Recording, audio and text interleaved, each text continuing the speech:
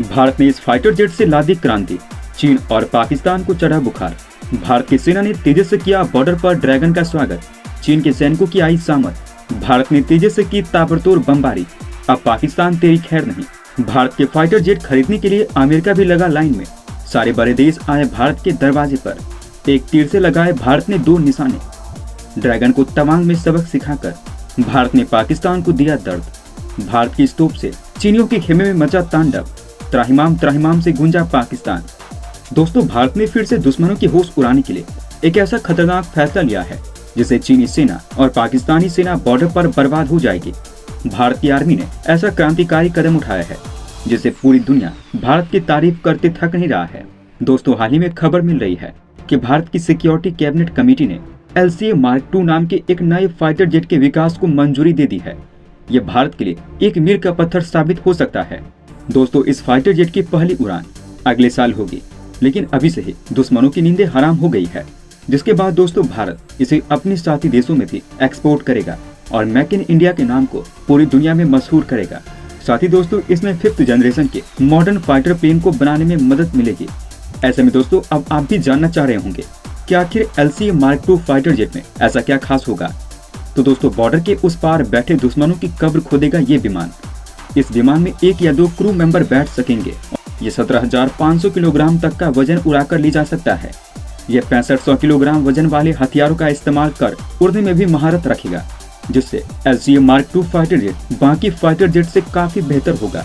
दोस्तों, LCA Mark II fighter jet बिजली की रोशनी से भी तेज हवा में उड़ेगा और इसकी रेंज अपने बाकी के कॉम्पिटिटर फाइटर जेट की तुलना में लगभग 3 गुना ज्यादा है। ये बाजार में किसी भी दूसरे फाइटर जेट की तुलना में बहुत अधिक ऊंचाई पर उड़ान भरने में दम रखता है। ये इसे किसी भी दुश्मन के खिलाफ अचूक हथियार बनाता है।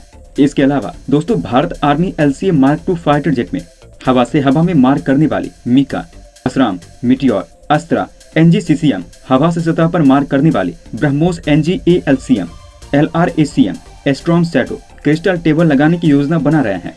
इसके अलावा इसमें anti radiation missile Rudram 123 precision guided munition यानी बम भी लगा रहे हैं, जिससे पड़ोसी देश अभी से कांपने शुरू हो गए हैं। दोस्तों, ऐसे में अब भारत के तेजस जेट विमान में दुनिया भर के कई देशों के बीच चर्चा बन गया है। तेजस भारत की आन बान और शान है। तेजस जब भी किसी भी मैदान में उतरता है, इसने हमेशा से दुश्मनों को उनकी नानी याद दिलवाई है। ऐसे में भारतीय वायुसेना के लिए ये विमान कितने उपयोगी हैं और इनकी क्या खासियत है, ये जानना जरूरी है। कुछ महीने पहले एक खबर आई थी कि पाकिस्तान को उसके मालिक अमेरिका ने F-16 दिया, तो भारत उस F-16 जेट के बारे में भी चिंतित हो गया था। लेकिन फिर भारत ने तेजस को उसके खिलाफ और मजबूत बनाया, जिसके बाद अब तेजस अमेरिका से लेकर चीन तक के फाइटर जेट का आसानी से सामना कर सकता है। दोस्तों, भारतीय तेजस लड़ाकू साफ रूप से दूसरे देशों के विमानों से बेहतर है और इसकी कई अनूठी खासियत ने इसे हर देश के बीच पसंदीदा बना दिया है। और तो और क्योंकि ये इतना सस्ता है कि इसे कोई छोटा गरीब देश भी आसानी से भारत से खरीद सकता है। इसलिए तेजस आजकल उन छोटे देश के बीच और भी ज्यादा फेमस हो रहा है जो ज्यादा महंगे विमान खरीदने का जोखिम नहीं उठा सकते। वहीं अब दोस्तों, बॉर्डर पर दुश्मनों की बढ़ती हलचल को देखते हुए भारतीय वायुसेना ने अपने लड़ाकू विमान को अपग्रेड किया है और इस नए विमान में से एक तेजस है। तेजस एल्यूमिनियम, लिथियम और इससे मिक्स धातु, carbon fibre composite, titanium mix धातु और स्टील के साथ कई अलग अलग कंपोनेंट से बना है, जो इसे बहुत हल्का और मजबूत बनाता है। वहीं तेजस इसकी वजह से बहुत तेज गति से उड़ सकता है और ये बहुत फास्ट और स्मार्ट फाइटर जेट भी है। दोस्तों, तेजस की बदौलत भारत के पास एक ऐसा विमान है जो छोटा और उतरने और उड़ान भरने में आसान है, जो इसे हथियारों और मिसाइलों को ले जाने के लिए एकदम सही बनाता है। तेजस चीन के बॉर्डर पर खतरनाक पहाड़ियों में भी आसानी से लैंड करने में माहिर है और ये हवा से हवा और हवा से जमीन दोनों में हमले में बहुत असरदार है। साथ ही तेजस हर तरह के मौसम में काम करने में माहिर है, जो इसे मिशन के लिए एक जबरदस्त विमान बनाता है। ऐसे में दोस्तों, भारत के तेजस लड़ाकू विमान ने दुनिया के सामने अपनी सुपर तकनीक का प्रदर्शन किया है और यही वजह है कि कई बड़े देश तेजस विमान खरीदने में दिलचस्पी दिखा रहे हैं। Malaysia, Colombia, America, Australia, Indonesia और फिलीपींस के अलावा दूसरे देश भी तेजस विमान में दिलचस्पी ले रहे हैं। वहीं अभी कुछ समय पहले भारत ने मलेशिया को 18 तेजस विमान बेचने की पेशकश की है।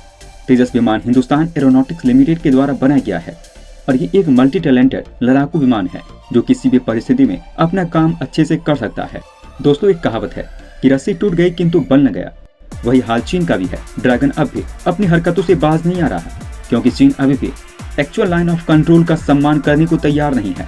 ऐसे में अब ऐसा लगता है कि तवांग सेक्टर में भारत और चीन के सैनिक के बीच हालिया झड़प ने दोनों देशों के बीच का तनाव और बढ़ा दिया है।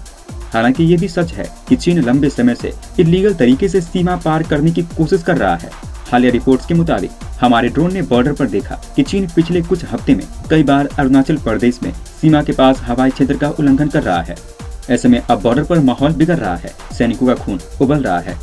वहीं अब एलएसी के पास उड़ रहे चीनी ड्रोन का जवाब देने के लिए भारत की वायुसेना चीन की आर्मी को राख में मिलाने के लिए तैयार हो गई है। इसलिए भारतीय वायुसेना ने पिछले कुछ हफ्ते में कई बार अपने फाइटर जेट उतारे हैं।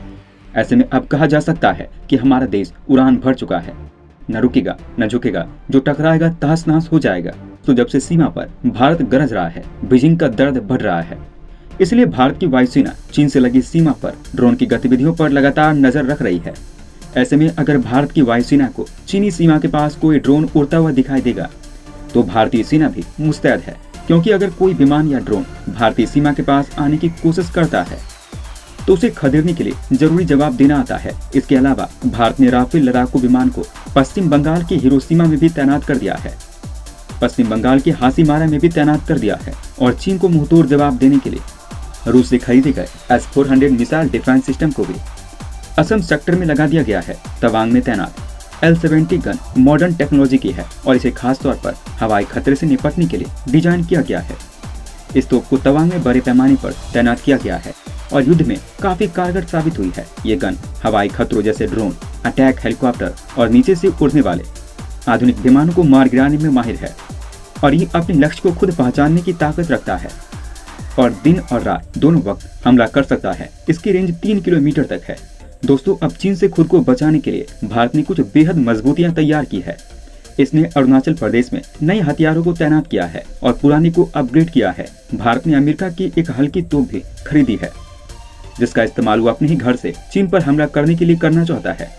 इसके अलावा संभावित हवाई और जमीनी हमलों से बचाव के लिए भारत ने चीन सीमा के पास बड़ी संख्या में सैनिकों को तैनात किया है और भारत ने अपने सैनिकों को जरूरत पड़ने पर इस्तेमाल करने के लिए कुछ मॉडर्न राइफलें दी हैं और भारतीय सैनिकों ने तैयारियां कर ली है। अगर ड्रैगन ने कोई हरकत की तो उसके परखच्चे उड़ा देंगे, क्योंकि भारत से जो टकराएगा चकनाचूर हो जाएगा।